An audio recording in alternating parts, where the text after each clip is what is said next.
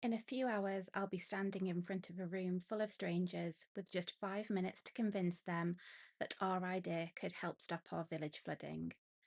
The problem is, I'm also solo parenting a toddler, flying back to the UK, running on nerves, and I still have to face our house again. A 16th century watermill that we can't live in because last August it flooded.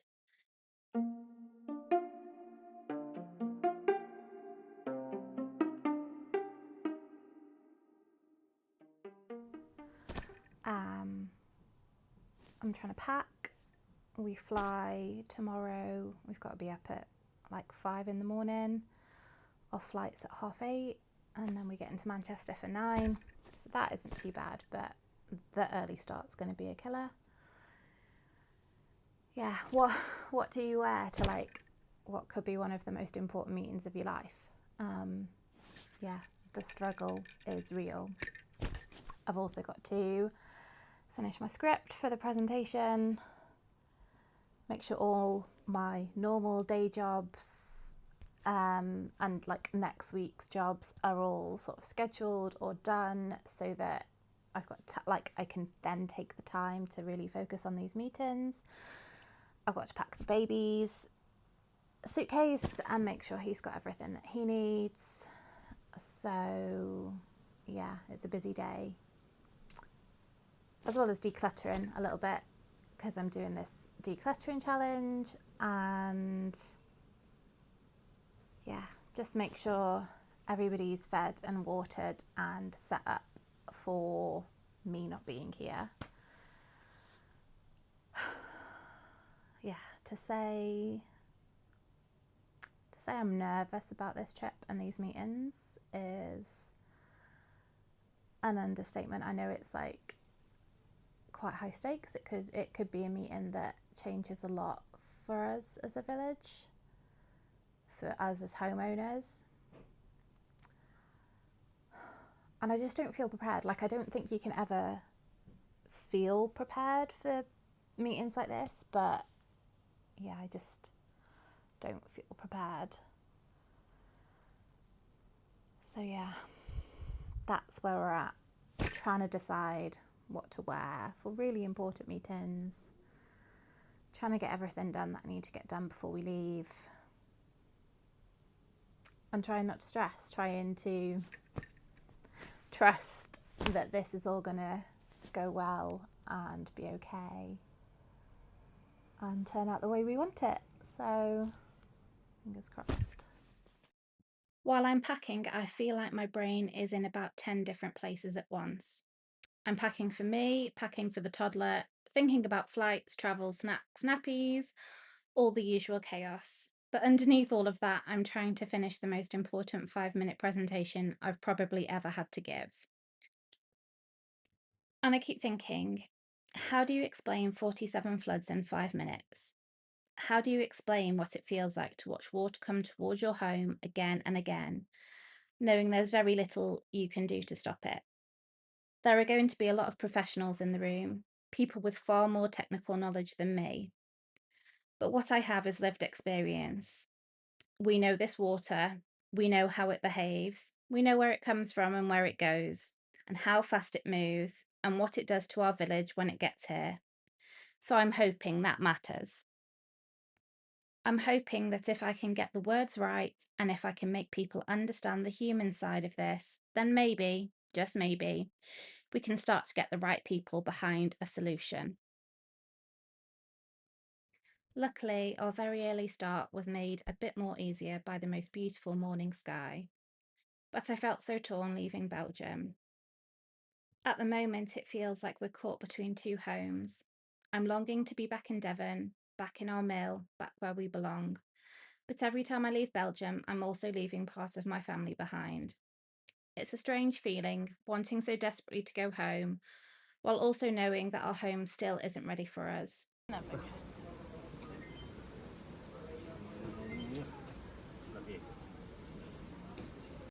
Thankfully, we had a really smooth run through airport security, and before long, we were at the gate, which meant the toddler could do one of his favourite things: watch the planes.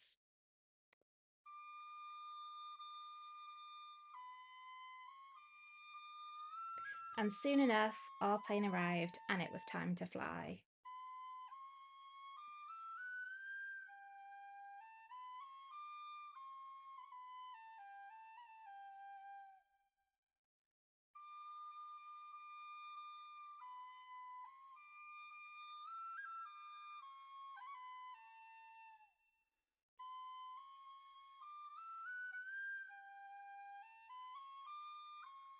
In some ways, I was so grateful for the early start because it meant the toddler slept for almost the whole flight, even the landing.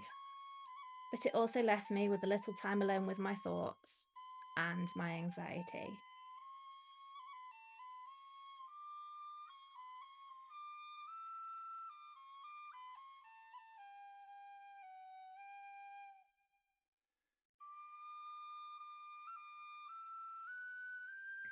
As Manchester came into view, I started spotting landmarks I recognised. I grew up in South Manchester, so whenever I fly in, I always find myself looking for the areas, streets, and little familiar places I knew as a child. I especially look out for my Nana's street and the parks and places where she used to take me to play.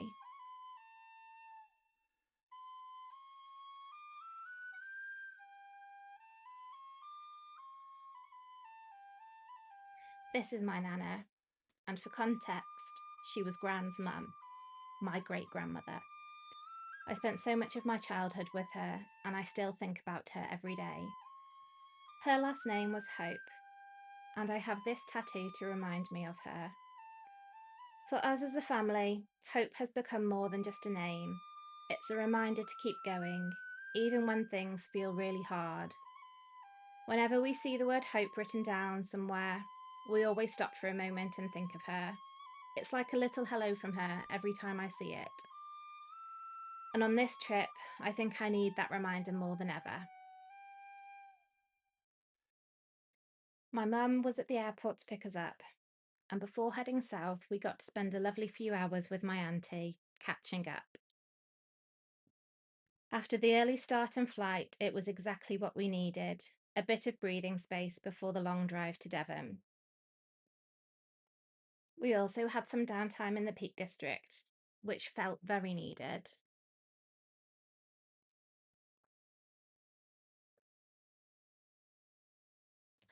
And Mr. K was very keen to introduce you all to the snail shells in Nana's garden, so please enjoy his first little foray into filming.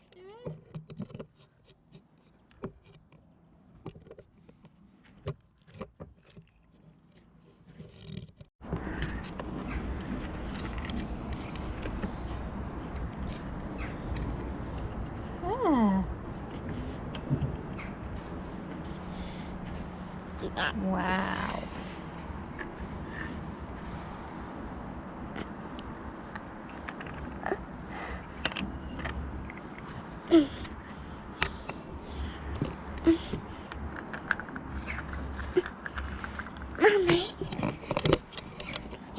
And then it was time to get back on the road and head for Devon. Thankfully, we timed it really well for a dinner stop at the Gloucester Farm Shop Services, which is always one of our favourite places to stop on the motorway. We had dinner watching the swallows swoop over the pond, the bees, the dragonflies, all the flora and fauna, and the little moorhens pottering about nearby, looking very inquisitive, even baby moorhens, which I'd never ever seen before. And then we carried on towards home. Devon in June is such a sight to behold. Everything is so green and so full and so alive. And as we wound our way through the country roads, it felt so good to be back. Even knowing everything we were coming back to, even knowing the house still wasn't ready, it still feels like home. So, just got ready for the day, ready for the first meeting. I was up early. I think I'm still on Belgium time rather than UK time, but it meant I could get ready in peace a little bit. He has woken up now. How am I feeling? Slightly nervous, but I don't think as nervous as I'll be tomorrow. I'm excited to meet new people and make new connections. Be great to see Gemma again. Yeah. But it's that that nervous, but like what you just want to do, just want to go like that. Like I just want to go like that. But yeah, feeling okay. I'm gonna go over my notes now, whilst I have a cup of tea, and then get on the road and get there nice and early, I think. I'm walking into this presentation as just one person, with 5 minutes to speak, but behind me are years of flooding, a village that is exhausted, and a home we still can't live in.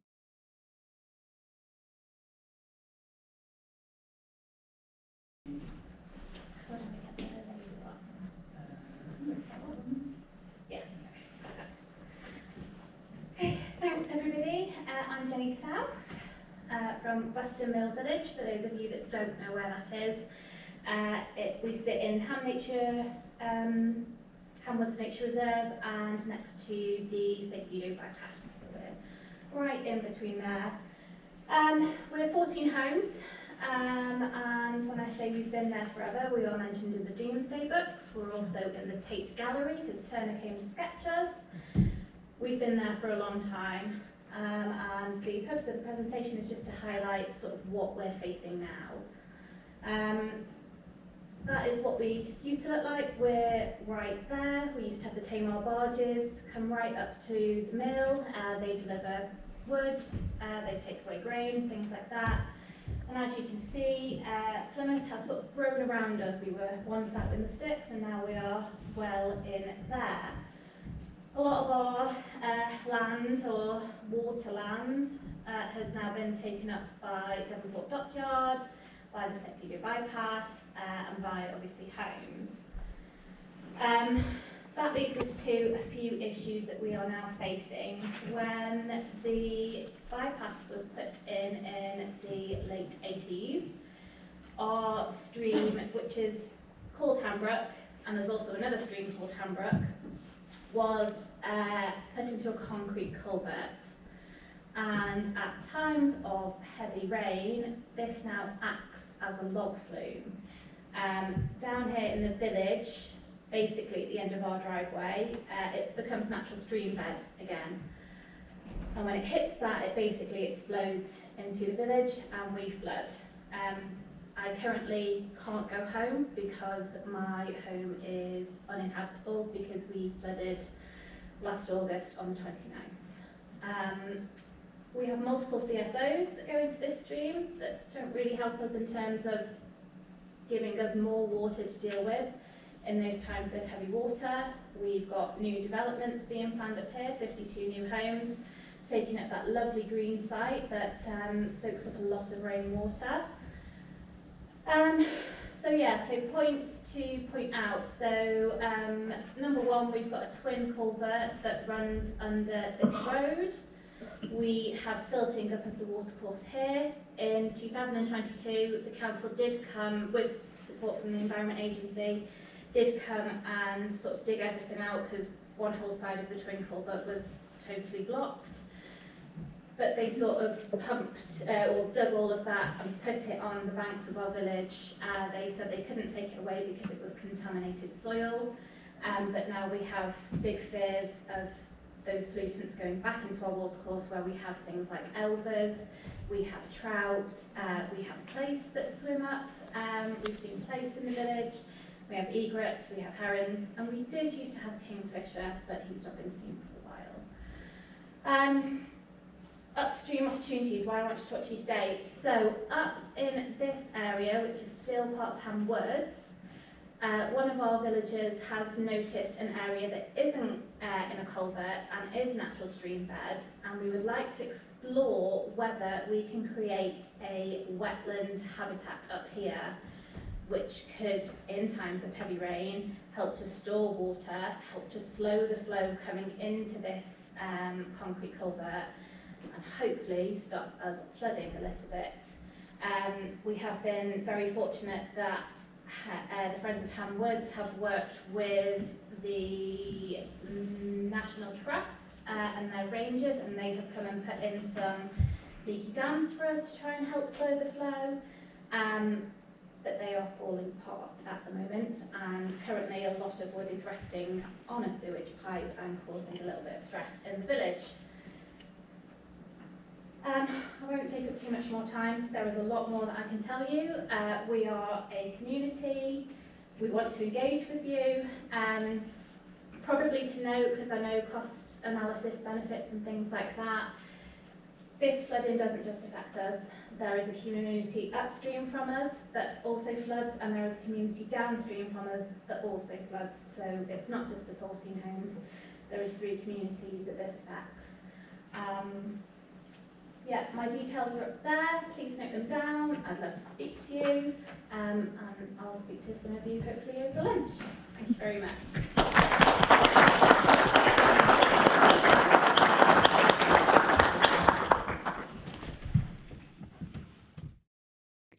And this is why all the nerves, all the worry, and all the difficult conversations are worth it. Because when I come back here to this magical little place, I'm reminded exactly what we're fighting for. It's not just a house, it's our home, it's our village, it's the people who live here. It's the stream, the wildlife, the gardens, the history, and the hope that one day this place won't feel so vulnerable every time heavy rain is forecast. That's why I keep having these conversations, because this place is worth fighting for. But then I walked back inside, and that feeling of hope was met with the reality of where we still are. No flaws, no progress, no sign that we're any closer to moving home.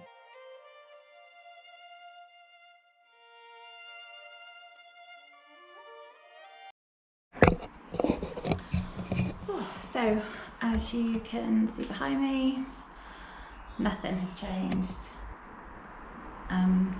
since we were last here. No work has begun, house is still exactly the same, and I still don't have any dates yet that it's going to be put right. I'm told it's going to be soon. They've had our material choices, but yeah, we're still at this stage. So yeah, it's not great, but hopefully we'll make some progress today. Yesterday's meeting went well. Everybody said I did okay on my presentation. We made some good contacts. I've got some good email addresses. And somebody that was at yesterday's meeting is going to come to today's meeting. So that's positive. Although I've just had an email from the Environment Agency to say they're not coming to today's meeting, so that's a disappointment. Yesterday's presentation went well, and I came away feeling like people had listened, which meant a lot. But today was the bigger meeting, the multi-agency meeting I'd been trying to pull together for months, with the people who all have a part to play in understanding what is happening here and what could be done to reduce the flooding risk. Unfortunately, the Environment Agency had to pull out at the last minute, which was really disappointing. But everyone else turned up, and honestly, that alone felt like a weight off my shoulders. I couldn't film the meeting because it really wasn't that type of meeting where you can just pull out a camera and start recording. But we did talk through a lot. One of the issues we raised was this pipe here. Because of the leaky dams put into the nature reserve to try and slow the flow of water coming into the village, debris and silt have been washed down and have started to build up around it. It starts acting almost like its own leaky dam. The concern is that this just isn't any pipe, it's a main sewage pipe. And with flood season ahead, we're really worried about the pressure and weights being put on that structure when the water rises. It's one of those things that might look small on camera, but when you've watched this stream in full flood, you'll understand why this matters. These are the details we need people to see and to understand. Because every blockage, every pinch point, every structure in the watercourse changes how that water moves through the village. Watching this footage back while editing, I think this is one of the moments I have to hold on to hope. Not in a naive way, not by pretending everything is fine, or that we aren't tired, or that this hasn't taken a huge toll. But hope is a choice. Hope that the right people might listen. Hope that something might finally change. Hope that one day our home won't feel so vulnerable every time it rains. And hope that all of these conversations, meetings, presentations, and difficult days are slowly moving us towards something better. And then, just like that, it was time to leave Devon again. I had really mixed emotions after the meeting. On one hand, I knew that nothing was going to be fixed overnight. I knew one meeting wasn't suddenly going to solve years of flooding or give us all the answers we've been waiting for. But I think a small part of me had hoped that someone might have had a new idea, a clear solution, a different way of thinking, something practical we could try straight away. Instead, I came away feeling grateful that people had turned up, but also full of doubt, disappointment, frustration, and impatience. And I think that's the hard part about trying to make a change. You can have a positive step forward and still feel sad that you're not further ahead. You can be thankful people listened and still feel exhausted from having to keep explaining. You can know that slow progress matters and still wish desperately that it would move faster. By the time we got to the airport, I was tired in every possible way.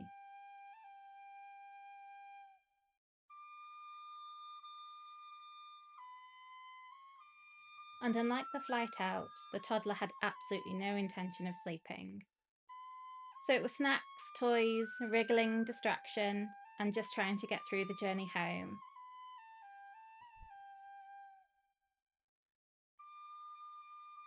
And then as we flew back towards Belgium, we flew into a thunderstorm. The turbulence was scary, and I'd be lying if I felt completely calm.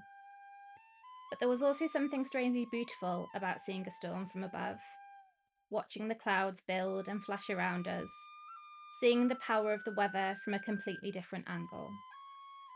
For once, I could look at a storm and not be watching the stream, not checking the rain radar, not wondering whether the water was about to come towards our front door. For once, I could just witness it, nature being powerful, beautiful, and uncontrollable. And not in that moment something that could flood our home. For now we're heading back to Belgium, back to our other life, our other home, and one last summer before everything changes again. So in the next episode, we're going to pause the flood meetings for a moment and soak up the last of our time in Belgium before we finally begin the journey home.